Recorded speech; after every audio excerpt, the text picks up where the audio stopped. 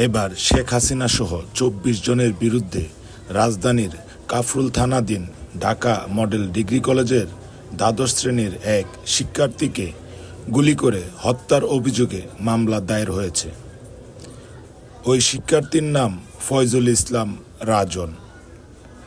বুধবার ঢাকার metropolitan magistrate Ahmed Humayun কবিরের আদালতে মামলাটি করেন নিহত রাজনের ভাই রাজীব। আদালত বাদীর জবানবন্দি গ্রহণ করে কাফরুল থানাকে এজাহার হিসেবে গ্রহণের নির্দেশ দেন।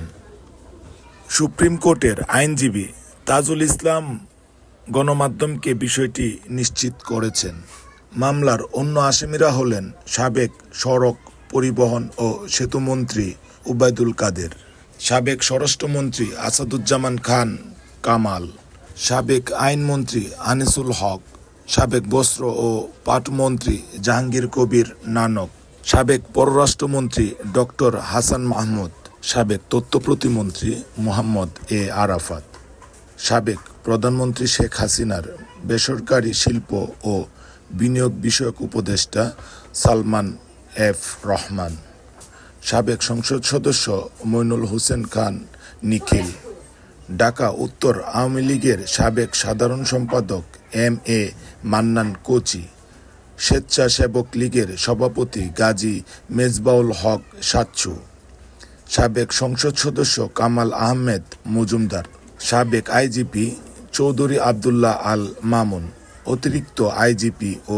র্যাবের সাবেক মহাপরিচালক হারুনুর রশিদ, ডিএমপির সাবেক কমিশনার হাবিবুর রহমান, ডিএমপি ডিবির সাবেক প্রধান হারুনুর রশিদ, সাবেক যুগ্ম কমিশনার বিপ্লব কুমার সরকার, স্থানীয় আওয়ামী লীগের ওয়ার্ড সভাপতি মুফাজ্জল হোসেন, উত্তর সিটি কর্পোরেশনের কাউন্সিলর জামাল মোস্তফা, ছাত্রলীগের সভাপতি সাদ্দাম হোসেন, সাধারণ সম্পাদক ওয়ালি আসিফ ইনান, ঢাকা মহানগর উত্তর ছাত্রলীগ নেতা সালামত উল্লাহ সাগর, ঢাকা মহানগর উত্তর ছাত্রলীগের সদস্য দীপঙ্কর বাচার দীপ্ত।